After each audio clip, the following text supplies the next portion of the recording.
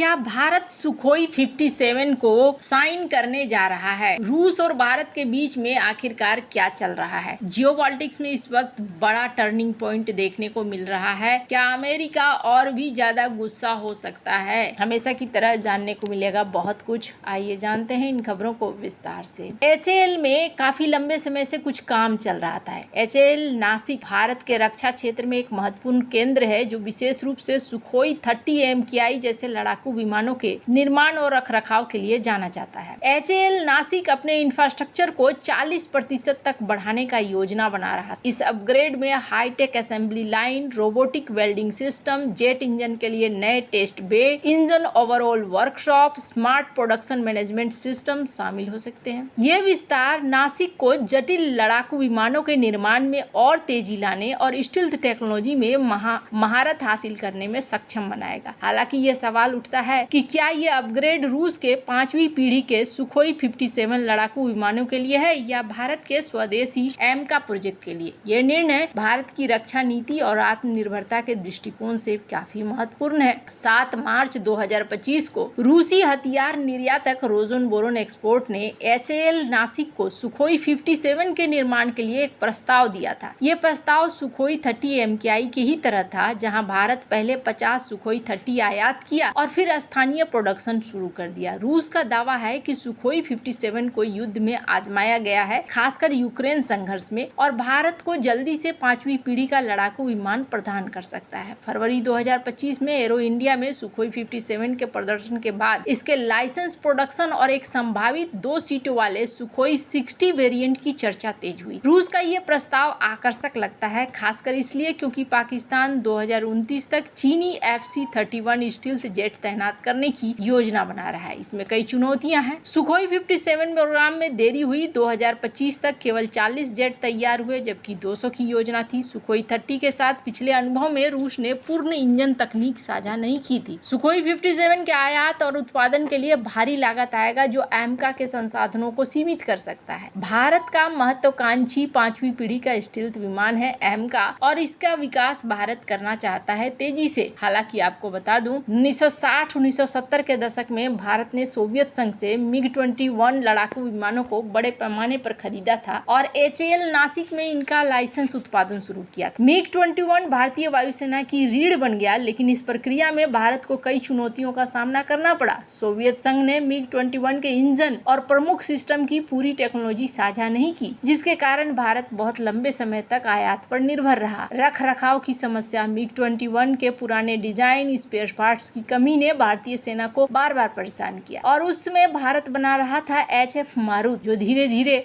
गड्ढे में चला गया। HAL नासिक का अपना एक महत्व है। तेजस MK1 के लिए भी अनुभव है काम करने का। अब ऐसे में देखा जा रहा है कि क्या भारत सुखोई 57 खरीद सकता है, वो भी 100। एक एडवांस स्टील्थ तकनीक, AI सहायता प्राप्त उड़ान नियंत्रण और शक्तिशाली AL-51F1 इंजन से लैस। ये खरीद न केवल भारतीय वायुसेना को आधुनिक बनाएगी, बल्कि वैश्विक रक्षा और क्रिप्टो बाजार में भी इसका प्रभाव पड़ सकता है। सुखोई 57 में स्टील्थ डिजाइन और AI सहायता प्राप्त नेविगेशन और टारगेट चुनने की सुविधा है, जिसे हाल ही में यूक्रेन संघर्ष में आजमाया गया है। एक सुखोई 57 की लागत है $35 से $40 मिलियन, जो अमेरिकी F-35 की तुलना में सस्ता है। रूस ने भारत को मेक इन इंडिया पहल के तहत हिंदुस्तान एरोनॉटिक्स लिमिटेड नासिक में सुखोई 57 के स्थानीय उत्पादन और तकनीक हस्तांतरण की पेशकश की। ऑपरेशन सिंदूर में भारत ने पाकिस्तान और POK में आतंकी ठिकानों पर सटीक हमले किए, जिसमें स्वदेशी आकाश तीर प्रणाली ने 600 से अधिक ड्रोनों को नष्ट किया। भारत की एडवांस रक्षा तकनीकों की क्षमता को प्रदर्शित किया। यदि भारत सुखोई 57 को शामिल करता है तो ये उसकी वायु रक्षा और आक्रामक क्षमताओं को और मजबूत करेगा, खासकर स्टील्थ और AI संचालित युद्ध में। भारत का ये संभावित सौदा वैश्विक रक्षा बाजार को प्रभावित कर सकता है। सुखोई 57 का निर्यात रूस के डिफेंस मार्केट को बढ़ा देगा, जो यूक्रेन युद्ध के बाद ऑर्डर में कमी का सामना कर रहा है। यह सौदा भारत को एशिया में वायु प्रभुत्व प्रदान करेगा, जिससे क्षेत्रीय शक्ति संतुलन में बदलाव आएगा। भारत पहले ही ब्रह्मोस का निर्यात कर रहा है। सुखोई 57 के स्थानीय उत्पादन से भारत रक्षा उपकरणों के निर्यातक के रूप में एक मजबूत स्थिति में आ जाएगा। क्रिप्टो पे भी इसका असर पड़ेगा। ये कहा जा रहा है बड़े रक्षा सौदे आर्थिक स्थिरता का संकेत देते हैं, जिससे निवेशकों का विश्वास बढ़ता है। हाल के महीनों में बिटकॉइन 1,09,000 के रिकॉर्ड स्तर पर पहुंच गया, जो वैश्विक आर्थिक आशावाद और क्रिप्टो फ्रेंडली नीतियों को दिखलाता है। एशिया में विशेष रूप से भारत और पड़ोसी देश क्रिप्टो तरलता का केंद्र बन रहा है। भारत की रक्षा खरीद से उत्पन्न आर्थिक गतिविधियां क्रिप्टो निवेश को बढ़ावा दे सकती। ब्लॉकचेन तकनीक का उपयोग रक्षा, आपूर्ति श्रृंखला और वित्तीय लेन में पारदर्शिता को बढ़ा सकता है, जिससे सुखोई 57 जैसे सौदों में क्रिप्टो आधारित भुगतान की संभावना बढ़ती है। 1960 के दशक में भारत ने सोवियत संघ से MiG-21 लड़ाकू विमानों की खरीद शुरू की, जो भारतीय वायुसेना की रीढ़ बन गए। HAL नासिक में इनका लाइसेंस उत्पादन हुआ, लेकिन इस सौदे से कई सबक भी मिले थे जो देखने को मिला था। अब ऐसे में भारत क्या इन्हें खरीदेगा, ये एक बड़ा सवाल पैदा हो गया है। माना जा रहा है कि जिस तरीके से सुखोई 57 के लिए रूस ने पेशकश दी है, ऐसे में भारत अमेरिका का F-35 का ऑफर छोड़ सकता है। बार बार डोनाल्ड ट्रंप के द्वारा इसके अलावे JD Vance भी जब भारत आए थे तो उन्होंने F-35 का जिक्र किया था, लेकिन बेंगलुरु में आयोजित एरो इंडिया 2025 प्रदर्शनी के दौरान रूस ने सुखोई 57E के भारत में निर्माण की पेशकश की, जिसका मतलब है कि रूस अपने पुराने दोस्त के साथ 5वीं पीढ़ी के विमान की टेक्नोलॉजी साझा करेगा। रूस की सरकारी रक्षा निर्यात एजेंसी रोजनबोरोन एक्सपोर्ट और यूनाइटेड एयरक्राफ्ट कॉरपोरेशन के इस प्रस्ताव में टेक्नोलॉजी के पूर्ण हस्तांतरण के साथ साथ भारत के घरेलू सिस्टम के अनुकूल बदलाव भी कर सकेगा। अब जहां अगर ऐसा होता है तो क्या भारत इस ऑफर को स्वीकार करेगा? भारत को इस ऑफर को स्वीकार करने के लिए खुद पश्चिमी और यूरोपीय देश मजबूर भी कर रहे हैं। भारत ने जल्दी